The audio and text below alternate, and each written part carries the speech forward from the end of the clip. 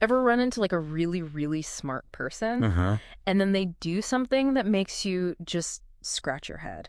Oh, yeah.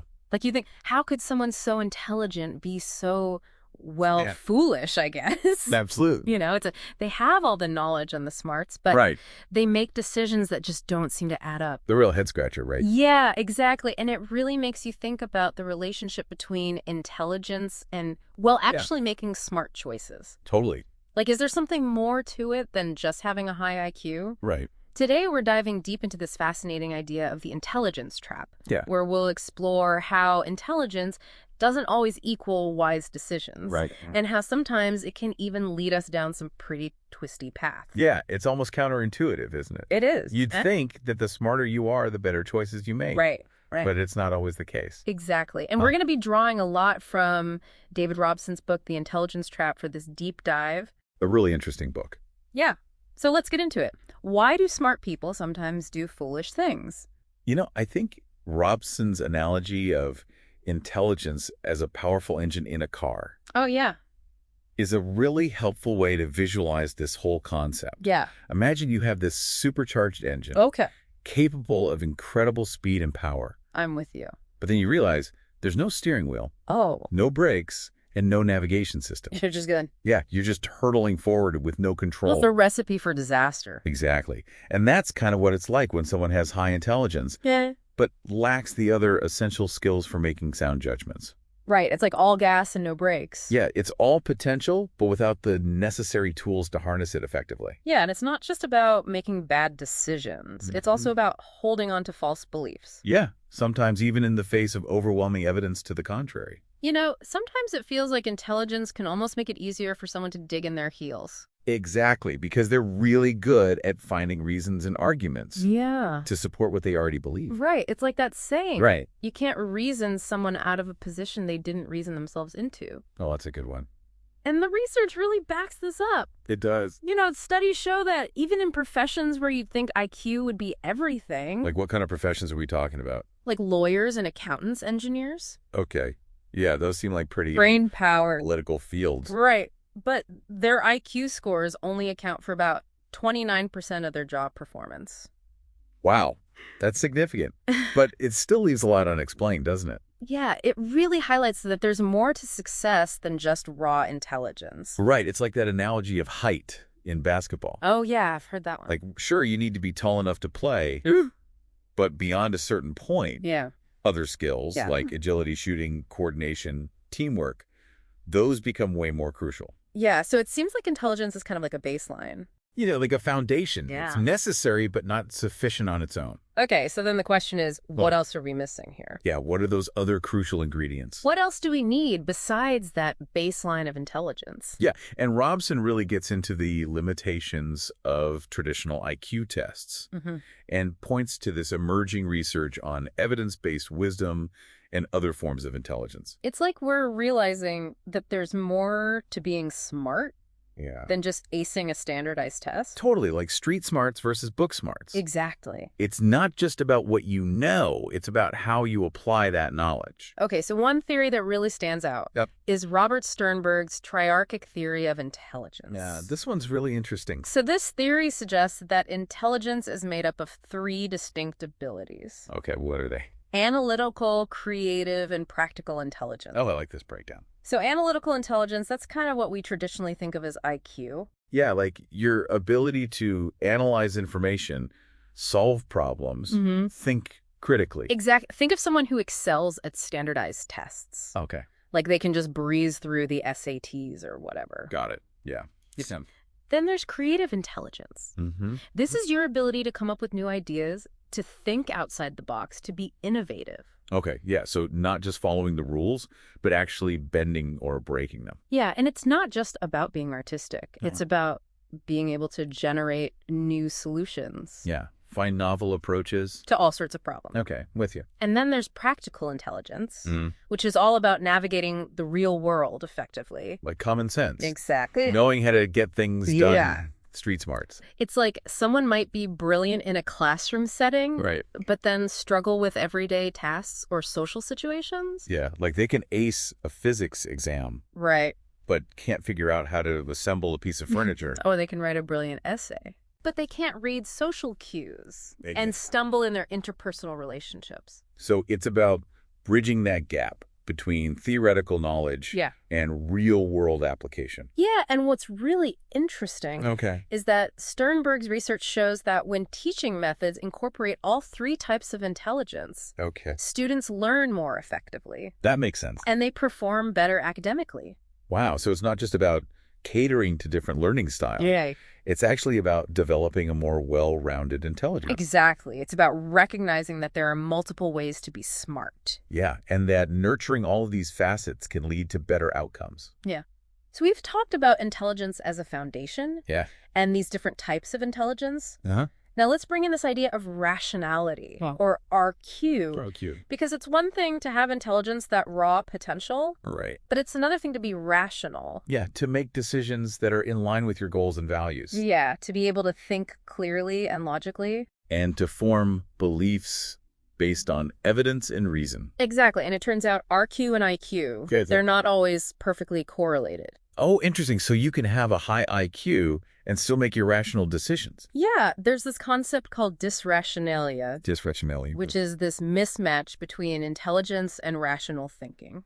Okay, like someone who is book smart but lacks common sense. Yeah, like they might be able to solve complex equations, but then fall for really obvious scams. Oh, I've definitely met people like that. And research shows that even highly intelligent people are susceptible to cognitive biases. Oh, those pesky mental shortcuts that can lead us astray. Exactly. You know, those systematic errors in thinking that we all tend to make. Yeah, like the gambler's fallacy. Oh, yeah, thinking that if you've had a streak of bad luck, a win is due to happen. Or confirmation bias. Yeah, only seeking out information that confirms our existing beliefs. Right, like we tend to cherry pick the evidence that supports our views. And ignore anything that challenges them. Exactly. And what's surprising is that even people who you think would be immune to these biases, like philosophers who spend their lives studying logic and reason, even they fall prey to these mental traps. It's kind of humbling, isn't it? It's a reminder that we're all human and prone to these errors in thinking. Yeah, and there's this thing called the bias blind spot. The bias blind. Which is basically the tendency to think that you're less biased than other people. Oh, the irony. It's like the more intelligent someone is, the more likely they are to think they're immune to biases. Oh, wow. So intelligence can actually inflate our sense of objectivity. Yeah, it's almost like we overestimate our ability to be rational. Right, and that can be a dangerous combination. So if intelligence doesn't guarantee rationality, how do we even measure rationality? Right, it seems like a much more elusive thing to quantify. It is, but researchers are working on it. Okay. There's this thing called the Comprehensive Assessment of Rational Thinking, or CART, which includes tests designed to measure susceptibility to biases, probabilistic reasoning skills, and even things like holding anti-science beliefs. So it's a more holistic approach to assessing rational thinking. Yeah, it's about recognizing that rationality involves multiple facets. Right, and this is crucial because research suggests that rationality is actually a better predictor of real-world outcomes than just IQ. Like financial stability, health outcomes. Wow, so being rational can actually lead to a better life. It seems that way. Yeah. Fascinating. Okay, so we've talked about intelligence and rationality. Yeah. Now let's dive into how our beliefs can really impact our thinking. Okay. Robson talks about this concept of motivated reasoning. Motivated reasoning? Which is basically the tendency to use our intelligence to protect our existing beliefs. Okay, instead of using it to seek out the truth objectively. Exactly, and it's often unconscious. Right, it's like we're not even aware that we're doing it. Yeah, it's like our desires and emotions are secretly influencing how we process information. Yeah, it's like confirmation bias on steroids. Right, we're drawn to information that supports our views. Yeah, and we tend to dismiss anything that contradicts them. And intelligence can actually make this worse. How so? Because it gives us more tools to rationalize our beliefs. Oh, I see. So we get better at building arguments. Yeah. Even if those arguments are based on shaky ground. Exactly. We become masters of mental gymnastics. Right. Twisting and turning the evidence to fit our preconceived notions. And this isn't just about trivial things. Okay. This motivated reasoning affects how we view all sorts of important issues. Like what kind of issues? Like political issues, Yeah. social issues, scientific issues. Okay, so it's not just about being right or wrong. Right. It's about reinforcing our identity and our worldview. Yeah, and it can lead to a lot of polarization. Right, because we're all stuck in our own echo chambers. Yeah. Surrounded by information that confirms what we already believe. And this brings us to a particularly troubling phenomenon called the backfire effect. The backfire effect? What's that? So imagine you present someone with evidence that contradicts their deeply held belief. Okay. But instead of changing their mind, Yeah. they actually double down on their belief. Oh, wow. So it's like the opposite of what you expect. Yeah, it's like the evidence backfires and strengthens their conviction. That's wild. How does that even happen? Well, it seems like when we're faced with information that challenges our beliefs, it can trigger a defensive reaction. Okay. And instead of engaging with the evidence objectively, Right. we dig in our heels and become even more entrenched in our position. So it's like an emotional response rather than a rational one? Exactly. And it's particularly pronounced in people who are highly intelligent. So intelligence can actually make us more resistant to changing our minds. It seems that way. It's kind of a paradox, isn't it? It is. The very thing that we think makes us smart Yeah. can sometimes hinder our ability to update our beliefs. Okay, so we've talked about motivated reasoning. Yeah. And how it can lead to these really entrenched beliefs. Now let's talk about the role of expertise. Okay. Because you'd think that the more knowledge and experience someone has, Yeah. the less likely they are to fall into these traps. Right. We often assume that expertise is a safeguard against errors. Yeah. But Robson actually calls this the curse of expertise. The curse of expertise. That sounds ominous. It is, because sometimes expertise can actually lead us astray. Really? How is that possible? Well, when we become experts in something, our pattern recognition becomes so automatic that we can become blind to certain details. Oh, I see. It's that we're so focused on the forest Right. that we miss the individual trees. Exactly. And this can make us more vulnerable to contextual biases. Yeah, contextual biases. Like imagine you're a fingerprint analyst. Okay. And you're told that a suspect has already confessed that information can unconsciously influence how you interpret the fingerprints. Oh, wow. So even though you're trying to be objective, your judgment can be swayed by external factors. And this isn't just speculation. Now, eye-tracking studies have shown that experts often chunk information together, which is generally a good thing for efficiency. Right. But it can also lead them to overlook important details. Okay. I'm starting to see how expertise can be a double-edged sword. And this phenomenon has been observed in various fields. Like what kind of field? Like aviation. Okay. Studies have shown that experienced pilots can sometimes underestimate the depth of clouds during a storm. Because of their past experiences. Exactly. Their expertise can actually distort their perception. Wow. That's a bit unsettling. Yeah, and it highlights the importance of being aware of these potential biases. Right, even when we're dealing with highly trained professionals. And interestingly, the nuclear power industry actually tries to counteract this automatization. How do they do that? By regularly changing the order of procedures in safety checklists. Oh, that's clever. So it forces the operators to stay alert. Yeah, and not just rely on muscle memory. Makes sense, because in high-stakes situations, complacency can be deadly. And even in the business world, there's evidence that too much expertise can sometimes be a liability. Really? Yeah, during the global financial crisis, companies with less expertise on their boards sometimes performed better than companies with more expertise. That's counterintuitive. Why would that be? Well, it seems like the experts were more stuck in their old ways of thinking. Okay. They were less likely to adapt to the changing circumstances. Whereas those with less expertise were more open to new ideas. Exactly. They were less entrenched in the old paradigms. Wow. So sometimes a fresh perspective can be more valuable than years of experience. In certain situations, absolutely. So it's clear that intelligence expertise, they're not always enough. Yeah. There's something else that's crucial for making wise decisions. Right.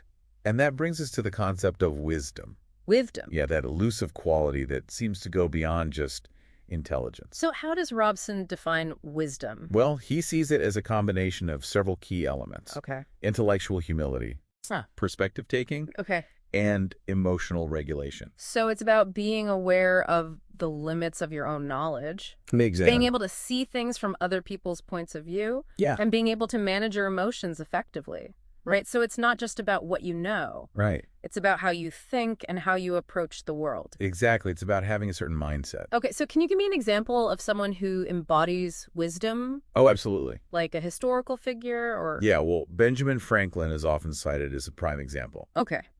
Benjamin Franklin. He was known for his open-mindedness, his pragmatism, his ability to find common ground. Yeah, he was definitely a skilled diplomat and negotiator. Right. And he had this real aversion to dogma. He was all about practicality and finding solutions that worked. Exactly. And he was also incredibly self-reflective. Okay. Always willing to admit when he was wrong. That's a key aspect of wisdom, isn't it? It is recognizing that you don't have all the answers. Yeah, and being open to learning from your mistakes and from others. So is there any scientific evidence to support this idea of wisdom? Yes, actually, there's a growing field of research on evidence-based wisdom. Evidence-based wisdom. Yeah, researchers like Igor Grossman are studying wisdom using scientific methods. Okay. And their findings suggest that wise reasoning is actually largely unrelated to intelligence as measured by IQ. Wow. So you can be highly intelligent. Right. And still lack wisdom. Exactly. And conversely, you can be less intelligent. Yeah. But possess a lot of wisdom. That's fascinating.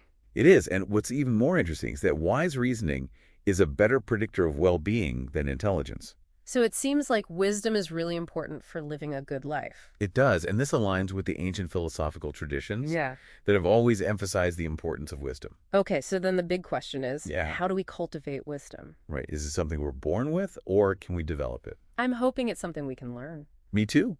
And luckily, Robson provides some practical strategies. One that I found really fascinating is Benjamin Franklin's moral algebra. Moral algebra. Yeah, it's this methodical approach to decision-making Okay. where you carefully weigh the pros and cons of each option. Like assigning numerical values to each factor. Yeah, it's a way to bring more objectivity to your decision-making process. And to avoid being swayed by your immediate emotions. Exactly. That's a really cool technique. It is, and it forces you to think through all the angles. So what are some other ways to become more wise? Well, another really powerful technique is self-distancing. Self-distancing. Yeah, it's about mentally stepping outside of your own perspective. Okay. Like, imagine you're observing the situation from a distance. Like a fly on the wall. Exactly. Or you can talk to yourself in the third person. Oh, interesting. Or think about how your older, wiser self would view the situation. So it's about creating some psychological distance. Yeah, to gain a more objective perspective. And this can help us make more rational decisions. It can, and there's actually research to support this. Yeah. Studies have shown that self-distancing can reduce emotional reactivity and promote wiser thinking. And there's also this concept of super forecasters. Super forecasters. These are individuals who are remarkably accurate at predicting future events. Oh, wow. Like Nostradamus. Well, not quite, but they're consistently more accurate than experts in their fields. And what makes them so good at predicting the future? It seems like their secret weapon is their ability to think critically. Okay. And to update their beliefs based on new evidence. So it's not about having a crystal ball. Right. It's about having a sharp mind. Exactly. And being willing to admit when you're wrong. Right. Because sometimes the best way to be right is to be willing to be wrong. Okay, so we've covered intelligence, rationality, wisdom. Yeah. Now let's talk about emotional intelligence. Okay, because we often think of intelligence as being purely cognitive. Yeah.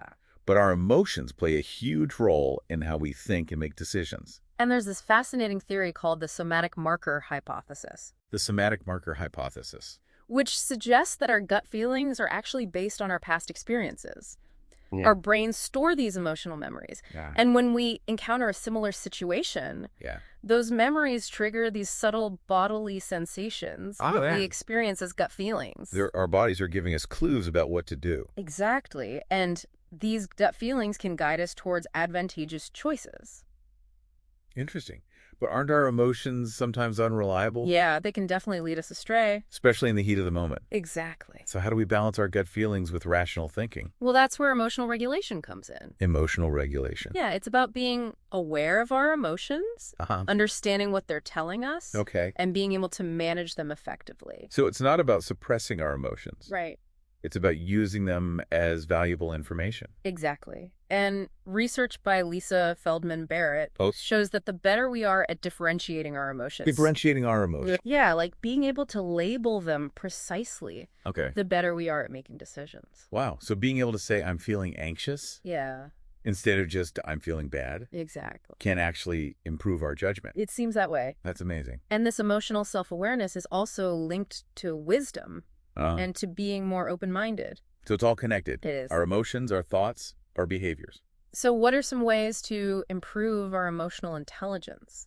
Mindfulness meditation is a really powerful tool. Mindfulness meditation. Yeah, it helps us to become more aware of our body's sensations. And to observe our thoughts and emotions without judgment. So it's about creating space between us and our reactions. Exactly. And it allows us to respond more skillfully. Right, instead of just reacting impulsively. And there are other things we can do too. Like what? Engaging in activities that enhance our interoception. Interoception. Yeah, our awareness of our internal bodily states. Okay. Things like music, dance, yoga. Oh, yeah. I can see how those would help us tune into our bodies. And actively practicing emotion differentiation. Like labeling our feelings with more specific words. Exactly. And journaling can also be helpful. Yeah, it's a good way to process our emotions and gain insights. So emotional intelligence is another key piece of the puzzle. It is. Okay, now let's talk about something that's incredibly relevant in today's world. Okay. The ability to spot bullshit. Oh, yeah, now we're talking. We're bombarded with information from all directions. Right. And it's not always easy to tell what's true and what's not. Exactly. So Robson talks about developing a bullshit detection kit. A bullshit detection kit. I love that. So what are some of the essential tools in this kit? Well, one key element is understanding how misinformation exploits our cognitive biases. Things like cognitive fluency and familiarity. Okay, so if something is easy to process Right. and it feels familiar, Yeah. we're more likely to believe it. Even if it's not true. Exactly. Right. And this is how those viral hoaxes spread, right? Like the one about flesh-eating bananas. Yeah, or the classic Moses illusion. The Moses illusion. Where people fail to notice the error in the question, how many animals of each kind did Moses take on the ark? Oh, yeah, I've heard of that one. It's amazing how easily we can be tricked. And there are other manipulation tactics, too. Like what? Using familiar-sounding accents, choosing easy-to-pronounce names, peppering things with pseudo-technical jargon. Right, it's all about making it sound credible. And using irrelevant visuals. Like stock photos of people in lab coats. Yeah, or brain scans that don't actually prove anything. It's all about creating an illusion of authority. And of course, repetition is a powerful tool. Yeah, the more we hear something, Right. the more likely we are to believe it. Even if it's complete nonsense. And our motivated reasoning plays a big role here, too. How so? Well, we're much more susceptible to misinformation that aligns with our existing worldview. Right. It confirms our biases. Exactly. And it feels good to have our beliefs reinforced. Even if those beliefs are false. And this is why simply providing more information isn't always enough to combat misinformation. Right. It's not just about filling a knowledge gap. It's about addressing the underlying cognitive processes. So what are some effective debunking strategies? Well, one key principle is to avoid repeating the myth. Okay. Because even mentioning it can reinforce it. Right. It's like giving it more airtime. Exactly. Instead, we should focus on presenting the facts clearly and concisely. And highlighting the underlying logic. Yeah, and using simple language that everyone can understand. And there's this interesting concept called inoculation theory. Inoculation theory. Which suggests that exposing people to weakened forms of misinformation can actually help them build resistance to stronger forms. It's like giving them a mental vaccine. Exactly. It's about pre-bunking the bullshit. I like that, pre-bunking the bullshit. And ultimately, it all comes down to critical thinking. Yeah, teaching people how to evaluate information skeptically. To question their assumptions. And to be aware of their own biases. Okay, so we've talked about spotting bullshit. Yeah. Now let's shift gears and talk about learning. Okay, because the intelligence trap can also affect how we acquire new knowledge. Robson contrasts Lewis Terman's view of intelligence with Richard Feynman's approach. Okay, so Terman was all about innate intelligence. Yeah, he believed that intelligence was largely fixed. Right, like you're either born smart or you're not. And Feynman took a very different view. He did. He emphasized curiosity, growth mindset, and active engagement with learning. So he believed that intelligence was malleable. Yeah, that you could develop it through effort and the right approach. And this is reflected in his own life story, right? Absolutely. He was known for his playful approach to physics. Yeah, he was always tinkering and experimenting. And this curiosity seems to be a key ingredient for successful learning. It is. It's what drives us to explore and to persevere when things get tough. And there's research to support this. Studies have shown that students who are more curious tend to learn more effectively. That makes sense, because when you're curious, you're more engaged. Exactly. You're actively seeking out information. Right, and you're more likely to remember it. And this connects to the work of Carol Dweck on growth mindset versus fixed mindset. Oh, yeah. The power of belief. So a growth mindset is the belief that your abilities can be developed through hard work and dedication. Okay. While a fixed mindset is the belief that your abilities are largely innate and unchangeable. So it's like seeing intelligence as a muscle that can be trained. Versus something that's predetermined. And research shows that having a growth mindset can lead to greater academic success. Absolutely. And it's not just about intelligence. Right. A growth mindset can be applied to any area of life. Like sports or music or business. Yeah, it's about embracing challenges and seeing setbacks as opportunities for growth. And this is something that can be taught. There are interventions that have been shown to effectively foster a growth mindset. That's encouraging because it means we're not stuck with whatever mindset we have developed. Right. We can actively cultivate a more growth-oriented perspective. And it seems like deliberately introducing some desirable difficulties into our learning. Desirable difficulties. Yeah, it can actually enhance our understanding and retention. How does that work? Well, think about things like spaced practice. Okay. Testing yourself regularly, trying to solve problems before you're explicitly taught the method. So it's about making our brains work harder. Yeah, it's about challenging ourselves. And this leads to deeper learning. It seems that way. Fascinating. Okay, so finally, let's talk about how the intelligence trap plays out in teams. Okay, because teamwork is essential in so many aspects of life. And we often assume that a team of intelligent people will automatically be successful. Yeah, like the sums is greater than the parts. But it turns out it's not that simple. Okay. Research on collective intelligence shows that a team's performance isn't just about the individual IQs of its members. Oh, interesting. So it's not just about having a bunch of smart people in a room. Exactly. Other factors are more important. Like things.